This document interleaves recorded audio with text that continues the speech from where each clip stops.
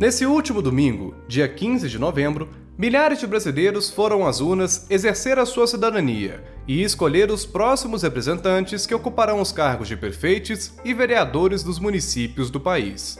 Vários candidatos já foram eleitos no primeiro turno, enquanto que em algumas cidades, os partidos se articulam e fazem alianças para o segundo turno que acontece dia 29. Mas, tomando retrato do primeiro turno eleitoral, como os representantes têm se articulado para a próxima fase? Quais os impactos essas eleições podem ter a curto ou médio prazo, diante de um cenário de polarização e devido à pandemia pela qual o país e o mundo passam nesse momento? Olá, eu sou o Gabriel Magacho. E eu sou o Matheus Leri. Sejam bem-vindos a mais um episódio do Vota Aí, o podcast que conecta você às propostas eleitorais. No episódio de hoje, vamos fazer uma análise dos resultados eleitorais. Esse é o penúltimo episódio do Vota Aí, um podcast com temas de extrema importância quando o assunto é política.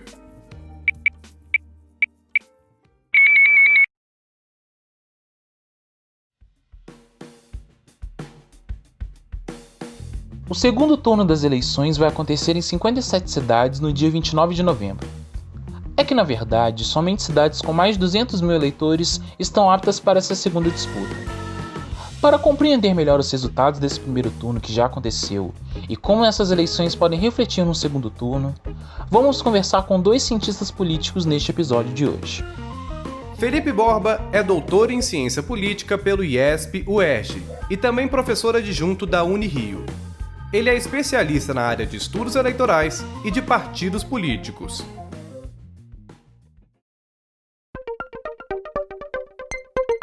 Felipe, o presidente Jair Bolsonaro utilizou das suas lives semanais para promover os mais variados candidatos. Entretanto, somente 10 dos 45 candidatos a vereador indicados por ele se elegeram, além dos 4 candidatos a prefeito que também foram eleitos, mas só que eram 13 candidatos. Nós podemos dizer que houve um enfraquecimento do Bolsonaro como um cabo eleitoral? O movimento bolsonarista, ele também estaria no início de uma queda? Primeiro, que é difícil falar que houve um fortalecimento, né? Então, um fortalecimento certamente não houve do bolsonarismo nessa eleição. E eu diria, sim, né, que Bolsonaro saiu menor nessa eleição do que quando ele entrou.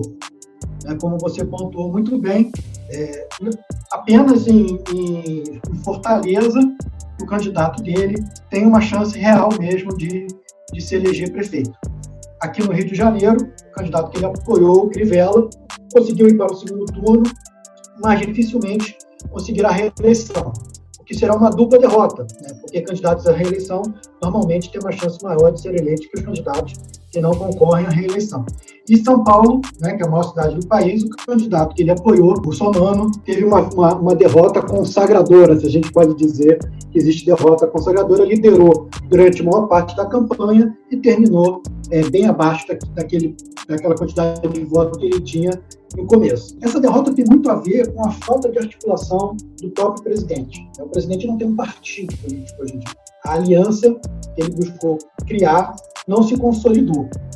Então, nós não podemos fazer aquela leitura clássica, o partido do presidente ganhou voto, o partido do presidente ganhou voto, porque simplesmente não tem um partido. E a gente não sabe a que partido ele vai. O próprio PSL, que cresceu muito em 2018, partido ao qual se filiou e foi eleito presidente, né, não teve sucesso algum, né, nessa eleição. Por outro lado, eu vejo um crescimento dos republicanos. Tá? Os republicanos, nas principais cidades, nas 10 maiores cidades do país, foi o terceiro partido que mais elegeu vereadores, para ser um pouco mais correto. Aqui no Rio de Janeiro, o filho do presidente foi o mais votado, do partido. Por outro lado, perdeu mais de 30 mil votos de 2016 para cá. Ou seja, então, os sinais apontam para uma derrota do presidente Bolsonaro nessa eleição. O atual prefeito de Belo Horizonte, Alexandre Calil, garantiu sua reeleição com 63% dos votos válidos. Em tempos de pandemia, a cidade de Belo Horizonte teve uma das políticas mais restritivas no fechamento do comércio nos primeiros meses. Você acha que o jeito que Calil lidou com a pandemia influenciou na sua reeleição? A quem você atribui eleições no primeiro turno, como também foi o caso de Salvador? Bom, o Calil, sem dúvida, é um grande caso de sucesso dessa eleição. E a pandemia, a maneira como ele lidou com a pandemia, tem muito a ver com isso. Uma pesquisa que o Instituto Ver fez em Belo Horizonte, em julho desse ano, mostra que 60% da população de Belo Horizonte aprovou a gestão do prefeito Calil durante a pandemia. Tá? Essa mesma população de Belo Horizonte, apenas 24% aprovaram a gestão do presidente Jair Bolsonaro. Então, a gente vê aí uma diferença muito grande. Essa pesquisa mostra também que 69% aprovaram a decisão de fechar o comércio. Então, a gente viu esse fenômeno também em outras cidades, como, por exemplo, Florianópolis e Curitiba. Eu acho que vale ressaltar também, Matheus e Gabriel, que esse foi um fenômeno mundial. Tá? Uma pesquisa conduzida por diferentes cientistas políticos na Europa, eles mostram que houve um apoio muito grande à política de lockdown. Um exemplo contrário disso tudo, né, é o próprio Crivella, aqui no Rio de Janeiro, que foi titubeante, né, nas suas decisões. Ora era mais duro, né, na política de confinamento, de quarentena, ora um pouco menos rigoroso. Há um grande debate sobre a união da esquerda ou sobre a manutenção de candidaturas de partidos como PT e PSOL no caso do Rio de Janeiro, em que houve uma divisão no campo da esquerda entre candidaturas de Benedita da Silva, do PT, Renata Souza, do PSOL e Marta Rocha, do PDT.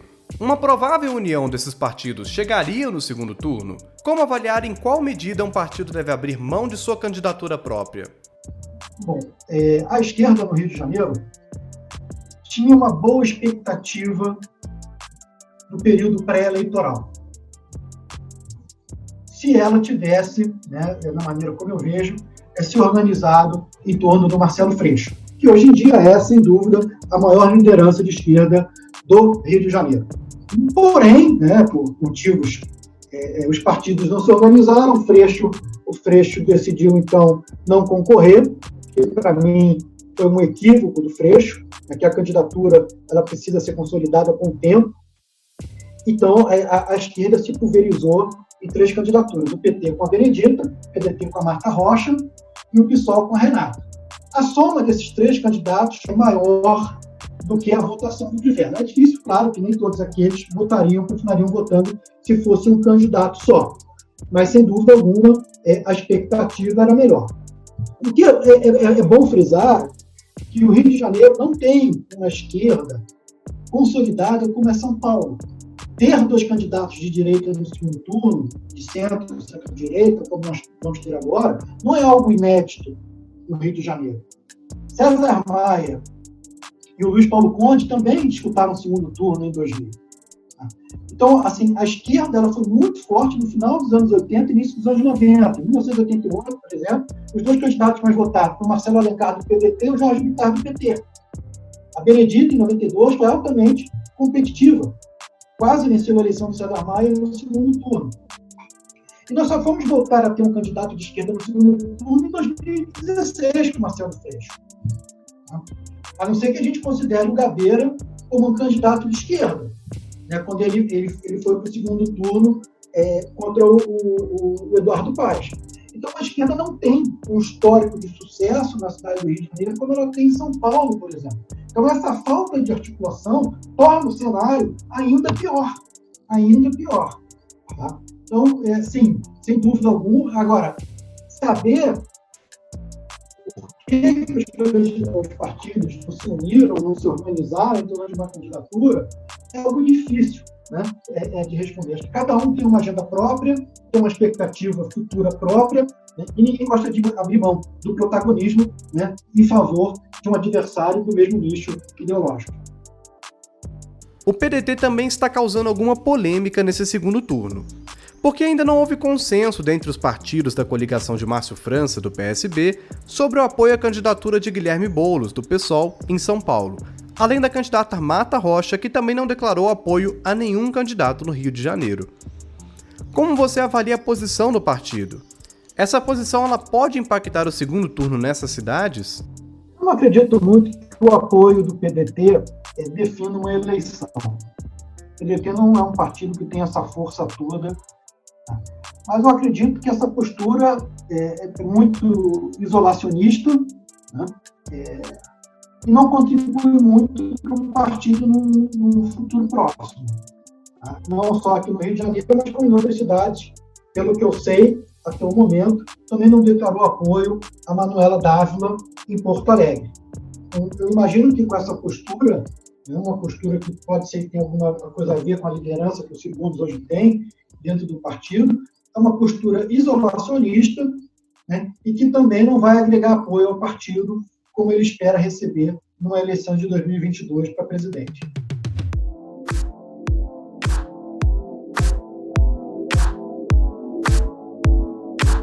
Maria do Socorro Braga, doutora em Ciência Política pela USP e professora do Departamento de Ciências Sociais da Universidade Federal de São Carlos, trabalhando também no programa de pós-graduação em Ciência Política da UFSCar. Maria, o PT perdeu 156 prefeituras nessa eleição.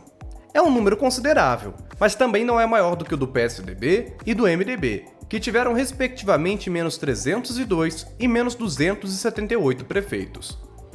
Como você avalia o desempenho desses grandes partidos? E o que a gente pode esperar para 2022? De fato, se a gente pega o número de prefeitos eleitos e de vereadores eleitos, de fato, esses três partidos tiveram, né, na comparação de um para o outro, pensando em 2016 também, eles tiveram realmente derrotas, né? Quando você pega o número de votos, aí essas siglas reduziram, mas tiveram, elas é que ficam em primeiro lugar, né?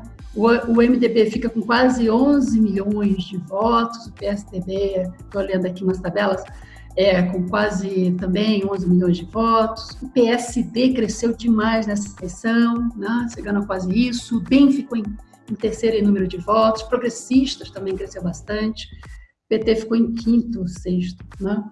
Eu fiz uma sequência, né, de 2004 até 2020. O MDB, por exemplo, ele sai em 2004, né, com 14% dos votos, vai chegar a quase 19% em 2008, vai se manter razoavelmente estável em 2012, caindo um pouquinho para 17%, cai mais um pouco em 2016, né? Então a gente está observando uma queda, chegando a 11%, né? Em 2016 foi o ápice do crescimento do PSDB, chegando a quase 18 milhões de votos nacionais para as disputas locais, né? E aí sim ele tem essa queda agora aí, chegando a quase 11 milhões de votos nacionais. Então mas é uma queda pequena, se a gente parar para pensar, né? Teve uma redução, mas não é uma redução tão expressiva se a gente compara, por exemplo, com o resultado de 2018, onde um dos maiores perdedores foi o PSDB, né? O PT, sim, em 2012 ele tinha 17 milhões dos votos, em 2016 ele cai, uma queda estrondosa, né, para quase 7 milhões de votos, imagina, aí tem um percentual imenso. E o que acontece em 2020, em termos de votação nacional? Ele dá uma subida, ele sobe pouco, né?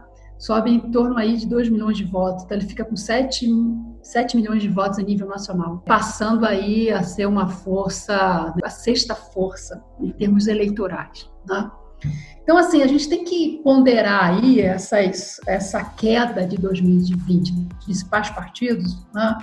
Porque, de fato, ela não é tão expressiva assim, tá? Se a gente pensar 2018 para 2020, esses partidos, sim, têm uma redução, mas ela é mínima, né? A maior queda realmente é do PSDB em relação a 2016, comparado com 2020. Considerando os resultados dessas eleições e a onda de conservadorismo na qual ainda estamos inseridos, como os partidos de esquerda devem se organizar ou se reorganizar politicamente? Para o campo da esquerda, essa é a grande questão agora, com certeza, né? E o segundo turno, ele vai ser fundamental para a gente ter uma resposta mais segura em relação a essa pergunta. Por quê?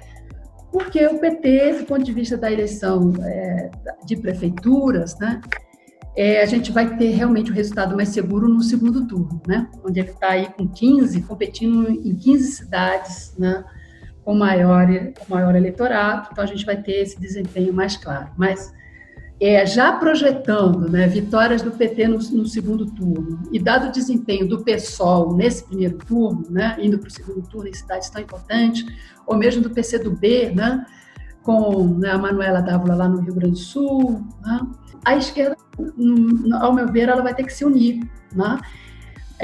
A melhor estratégia seria para se reorganizar para os eventos futuros, né? A gente está aqui falando em 2022 já, né? Seria justamente elas formarem uma frente, né? A gente viu esse debate um pouco aqui, né? Um pouco nesse primeiro turno. Esse debate aconteceu já em alguns estados, como no Rio Grande do Sul, né? Mas não aconteceu em outros, como em São Paulo, Rio de Janeiro. O que eles fizeram? A estratégia foi se dividir. E se dividindo, ficou muito mais difícil, especialmente no Rio de Janeiro, onde era possível, né, que aí a centro-esquerda, que eu considero PDT, né, se tivesse se unido com o PT, eles teriam muito mais chance de bater o Crivella. Não foi o que aconteceu. Então, assim, eu penso que eles vão tentar se reorganizar no sentido de formar um grupo mais forte, né, um grupo mais forte justamente para apresentar, né, candidatos que tenham condições, de fato, de enfrentar, seja o conservadorismo, né, mais arraigado de uma centro-direita que está se configurando cada vez mais forte, seja para disputar, sim, com a direita neoliberal ou centro-direita, se vocês preferirem. A gente falou bastante dos partidos, mas e o eleitor?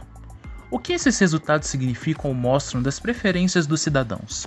Realmente o eleitor, ele teve um comportamento bastante diversificado, né?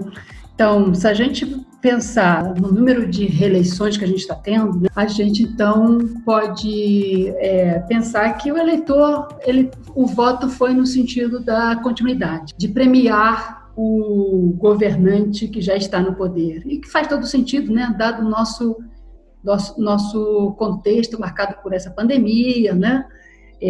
Os partidos, por seu turno, vendo um tempo de campanha mais reduzido, né? Sem poder ir às ruas, né? Fazer o corpo a corpo, isso tudo, né, tem lá, acaba constrangindo ou levando os eleitores, digamos assim, a tendência foi manter, né, o governante, que já era bem avaliado, né, já tinha aí acima de 45% de aprovação, né, nas pesquisas de opinião pública, ou que administrou bem, né, as questões relacionadas à pandemia, né. Esse eleitor, ele apostou na segurança, na continuidade de um grupo político que vai manter a segurança, a tentativa também de manter aquele que tem mais experiência no cargo. Então, houve, com certeza, essa, digamos assim, uma parte do eleitorado que apostou nessa continuidade. Mas tem um outro eleitorado que apostou na mudança, né? Que, especialmente o eleitorado aí de esquerda, centro-esquerda, né, que quis, digamos assim, especialmente nessas cidades que vão para o segundo turno, tá apostando aí em alguns, inclusive, reeleição, né, mas está apostando também na mudança, ou querendo uma mudança, seja para um outro programa político, tentativa de administração que realmente venha visar mais os seus interesses, suas preocupações, né? Aí varia bastante. Mas também o eleitorado, né, que votou nas mulheres, na diversidade social que a gente já tinha falado anteriormente, os negros, né, que aumentou também o percentual, pardos, sinaliza que toda essa movimentação, né, os movimentos sociais estão focando muito nessa pauta, né, a gente começa a colher, né, bons resultados, né, com a eleição das trans também, né, então, homossexuais. Então, é uma mudança, né, que ainda, digamos assim, eu penso que houve um avanço nessas pautas, na eleição, e a nossa representatividade, especialmente nas câmaras, né, ela atinge hoje um patamar, né, que a gente era impensável, né, talvez não muito tempo atrás, eu diria 20 anos atrás, 10 anos atrás, essa eleição mostra nesse sentido. Então, é um eleitor que está querendo, sim, o que foi mais atingido por essa pauta aí que já tem avançado no Brasil do ponto de vista mais de discussões, mas na parte efetiva da gente ver essa ampliação da representatividade estava muito ainda a desejar. É verdade que não chegamos a um patamar, né, tão expressivo ainda, mas eu penso que é um começo, é um avanço para o que a gente, o ponto 1, né, de como a gente estava e o que a gente tem a partir de 2020.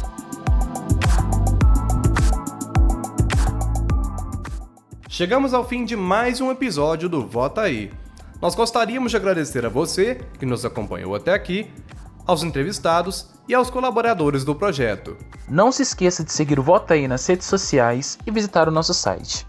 Ficamos por aqui e até o próximo episódio.